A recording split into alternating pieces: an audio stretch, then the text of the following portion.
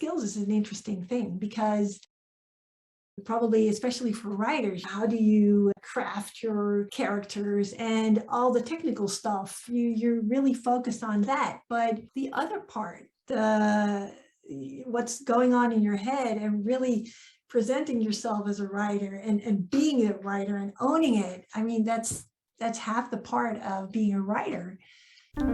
Welcome to the Story A Day podcast. This is Julie Duffy from storyaday.org, encouraging you to be a writer every day, not someday.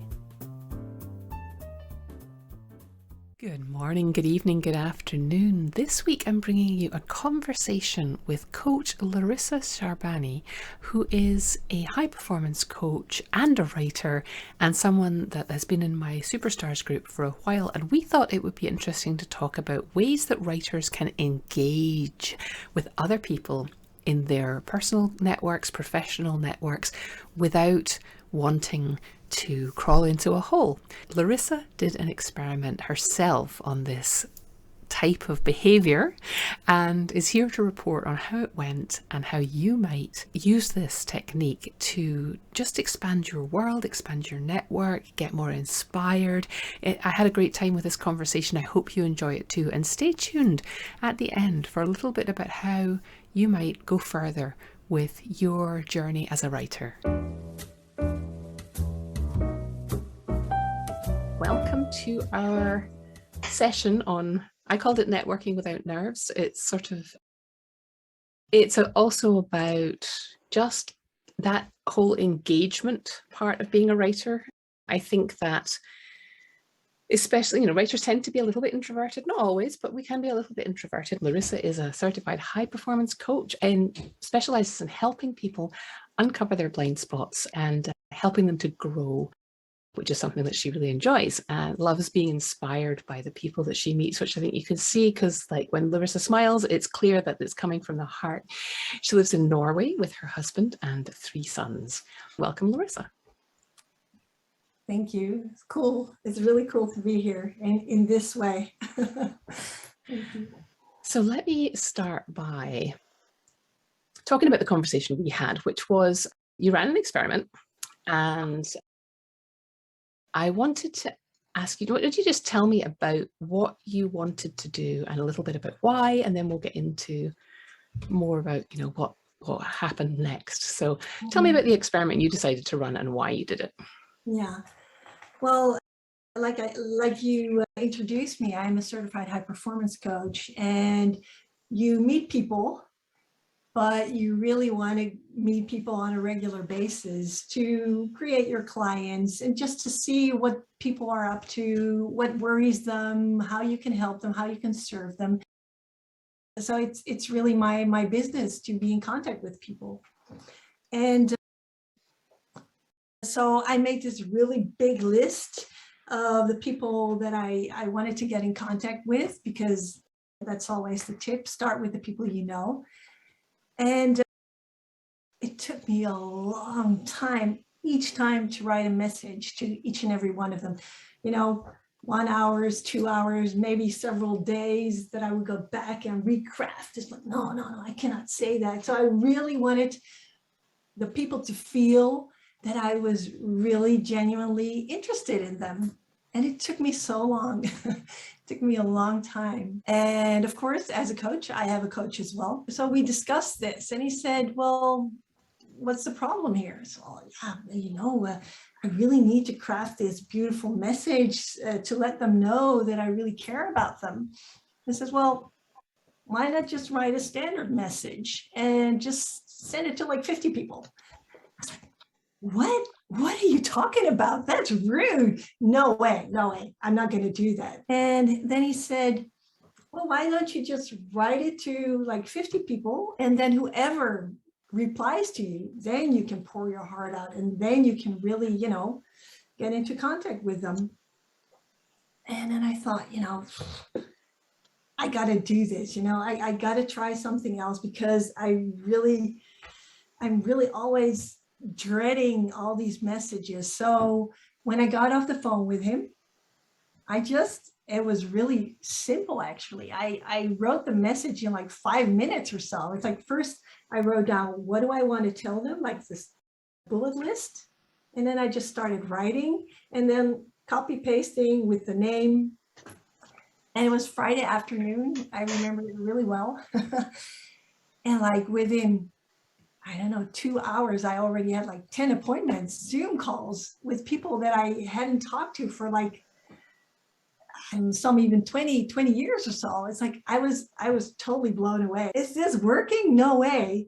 And people were excited. And yeah, I was shocked, actually. You were contacting people that you hadn't spoken to, you know, people you knew from your past. And as writers, we can do that, especially if we're thinking about a character who does a particular job.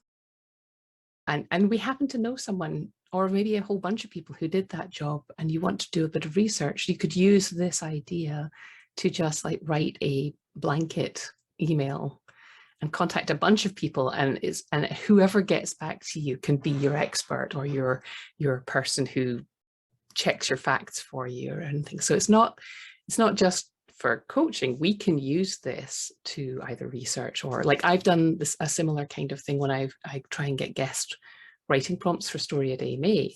I mean, it's a little nerve-wracking, but the only way I get it done is to write that, you know, very simple short email that says, here's what I'm looking for. If you'd be interested, here's the next step to take. And it's amazing how many people are. Why do you think people responded to you? Something that you just mentioned is key. Give them an action step. Give them something to do. You know, I mean, if you look at yourself, you don't want emails with a lot of words. Like, what does this person want? I think I wrote, let's hop on a Zoom call. Just let me know. But it has to be clear what you want from them. And a small thing, right? You don't want to say, let's get on the call for an hour and catch up. No, it's like, no. Oh, right. Like a short call, like 10 or 15 minutes. And yeah, right. Yeah. Or answer one specific question in an email, something like that. Yeah. So what did you get out of this outreach for you personally? Well, first of all, of course, that it's ridiculously simple. And I was so much in my head about how important it was and this and that. And people are not, you know, people have their lives. They're not just waiting for this perfect email by me. So taking action is so important to get what you want, because people, you know, they don't know that I'm thinking about them. I got a lot of positive responses. People who said, oh, you know, I should do this too. You know, I was thinking about you, I don't know, the other day, and I didn't do that, and you did. So that's really cool. Another thing, of course, is a lot of really exciting and fun conversations that you have just by email on LinkedIn or Zoom calls. So that was fun too. Just catching up with people and sort of expands your horizons again, right? Yeah.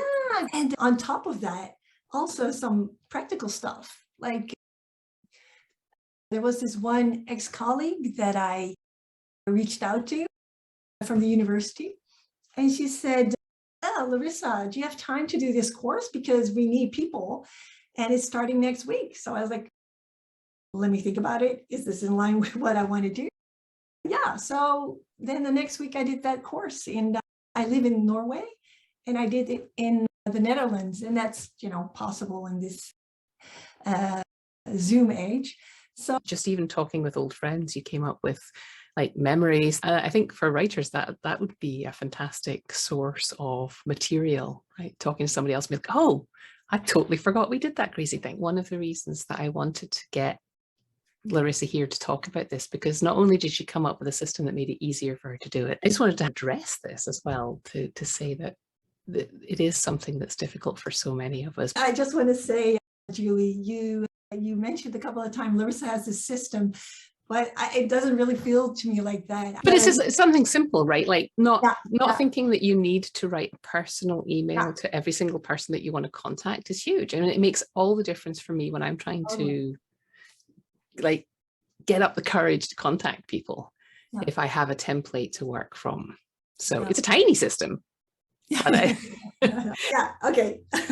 sometimes something as simple as that is the genius of it. When you interact with other people, then you really have to stand for what's important to you. So you're challenged in that way, but you can also grow in that moment because you can show what's important to you. There are all these things going through your mind. And actually, I think that's fascinating. I think it's so fascinating that, the moment that I hit the send button and all these thoughts are going through my mind, I think also for writers, that's awesome, isn't it? To go through the motion and to really experience all these crazy thoughts that are going through your head. I think that's absolutely fabulous. And not just your head, because like to do something scary, it's a physical thing, right? And so like you can give that to your characters once you've experienced it. Totally. Yeah, totally. So you need to be paying attention. It's worth doing scary things, is what you're saying? Yeah, well, absolutely. I really came from that end of the continuum of, not failing and rather not doing something to like, now it's like, oh, I don't want to do this. Okay, that means that I have to. I mean, even this is like, what? I'm not an expert. Why should I talk to my colleagues about this? But it's not about me. Like you said, I have this little system, and it could be a service to you, and that's what's important. Not my ego that I say the wrong things or that I use the wrong words or something. It's not about that. People generally like to be asked what they think. It's almost a service just even to reach out to somebody and say, hey, you're an expert on this, or hey, we haven't talked in a while, or hey, would you do this one tiny thing for me? If you're in doubt, turn it around. How would you feel? So you set up all these conversations and you got on Zoom with people, which is probably the most terrifying way to do it. Like we all fall back on email as a way to get in touch with people, but jumping on a Zoom call for a lot of us feels very intimate. It feels very real time. We're not necessarily like we're worried about saying the wrong thing. Do you have any tricks that people can have up their sleeves for if they do this and it's kind of bombing, to get out of it without, without feeling terrible? Yeah. Well, good question. I actually had at least one call that was like, oh my God, why did I do this? During the call, now I'm going to do it differently. But during the call, I was looking for a solution, really. I was like, what do I need to say? I was really so much anticipating and thinking about how I was being judged instead of genuinely being interested in him. I was, evaluating the call. The good thing is I really learned from that because I know now, or at least I have another experience that it's not about me. Yeah, that would be my advice. Don't think about yourself too much, be genuinely interested in the other person. I've interviewed a lot of people and I've talked to a lot of people I don't know. And it really helps to have kind of an exit strategy, I think, a phrase. And it's like a script almost, where you're like, okay, this is really great. I look forward to hearing from you again soon, or a big smile and a like, great, thanks for your time. It's been so good. That's another thing. If you do it a lot, it comes up automatically. Yeah. Thank you so much. It's been awesome meeting. I want to honor your time. So, and then blah, blah, blah. Yeah. Yeah, true. Yeah. And if you have, because if you know that you have an escape valve, it's much less nerve-wracking to start the conversation. You have an exit hatch or whatever, emergency jettison button. You're right. How would you recommend when you've got a thing that you kind of want to tell people about, but you're, hey, my story got published, but you don't want to feel like you're being salesy. How would you recommend people go about finding that kind of neutral introductory script, or preparing themselves to do that reaching out without feeling like they're asking for something? First of all, be really clear about why you're reaching out to this person, and maybe even write it down. It's like, are you genuinely interested to know about their family or how they're doing or whatever? Just be clear about why you want to reach out to them. And then I think for me, the most important thing is to really genuinely be excited when you write the message. That makes all the difference for me. For me, it can switch. It's like, I'm excited, and then, I don't know, something happens or a thought pops up in my head. And while I'm writing, I see that the sentences are not good. It's really funny. So it's so important to be in a good place when you write your message, or when you reach out, or when you pick up the phone. But having said that, don't overdo it. Don't try to make it perfect. A message from the heart, or at least that's how I see it, that's how I feel it, is much more inviting than a perfectly crafted message. Yeah, I've had experiences where I've reached out to people on a professional level and asked for a favor or an interview or something. And sometimes you get nothing back. And sometimes you get, I'd love to, but I don't have time. And then, it can be a little guilt inducing. So I think, again, we just keep going back to the internal, like you've got to do internal work to get yourself in the right place to send out a heartfelt message to someone. And then you also have to be like, it's okay if the answer is no, or if someone was annoyed at me, that's not about me either. So it's that internal being prepared to not let it be about you is very important, I think. Is there anything else that you wanted to share about this and how it relates to writers? Any other points that we haven't touched on yet? Yeah, I wrote down, be curious rather than worried about what other people think. Curiosity and gratitude are wonderful things. Yeah, totally. Be ready for people to interact and be interested in you. Be ready for that. How can somebody be ready for that? It's going to sound boring, but again, don't overthink too much about being perfect or giving the perfect answer or framing something the right way. That's difficult maybe for writers. If somebody reacts to you and once reaches out back to you, then you got to trust the process. You got to trust this person, and this person is interested in you as well. I think one of the things I've learned doing interviews is not to be afraid of silences. Right? If someone asks you a question, it's okay to pause and think about your answer. If it's in an email, you can, don't say yes or no straight away. Give it 24 hours. If it's a conversation like this, you can just be like,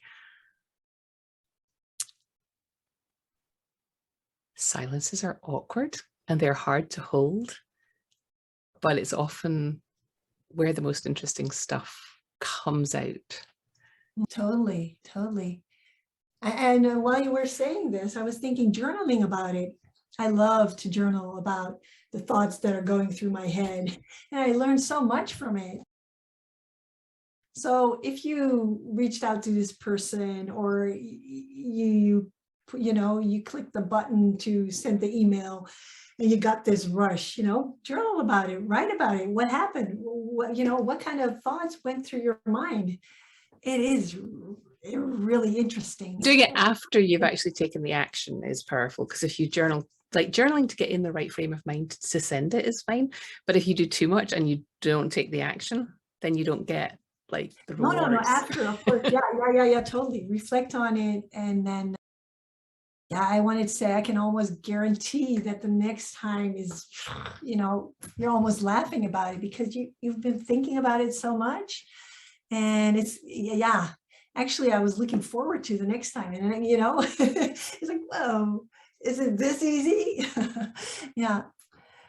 Which seems crazy, probably, for, if somebody's worried about reaching out, they're like, how could I be looking forward to it? But it does happen. You know that you're going to come out of a conversation with somebody just feeling lifted. But I'm thinking about, writing something and the first time you let somebody else read what you've written, I mean, oh my God. I had a couple of times that somebody said, well, give it to me. And I was like, no, Yeah. no. I was like, no, it's not finished yet. No. So, I mean, you just have to go through it, right? Going through the motions and learn. I hope that today has managed to convince you that engaging with a wider world as a writer might feel scary, but there are definite benefits to having a go, just both in terms of your own identity, building connections with people, and what it might do for you in terms of getting feedback on your writing. And that with simple systems in place, you can absolutely do this, and Yeah. it's only going to enhance your world and the world of the people that you invite into your network. I'd like to add to that. I'd love to challenge each and every one of you to take just a tiny little step towards reaching out to people, maybe even just writing down some names of people that you thought about lately, or people that you're genuinely interested in and, hearing from. Taking one tiny little step today. And I will invite you to let us know what you did. And it can be as simple as making a list, or you can tell us that you reached out to people. But we'd love to hear. I'd love to hear what you get up to. Totally. So I want to thank Larissa for being here, and thank you so much for sharing your expertise with us. Thank you for having me. And thank you all for listening. Let us know what tiny step you took at storyaday.org/episode 257. One of the things that Larissa and I were talking about today is how much of this stuff starts inside. And it's all very well for us to be studying productivity techniques or even craft writing techniques, but to really have a full writing life, we need a strategy to put this stuff into action.